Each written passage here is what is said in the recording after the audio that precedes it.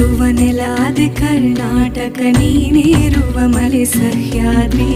ನೀ ಮುಟ್ಟುವ ಮರ ಶ್ರೀಗಂಧದ ಮರ ನೀ ಕುಡಿಯುವ ನೀರ್ ಕಾವೇರಿ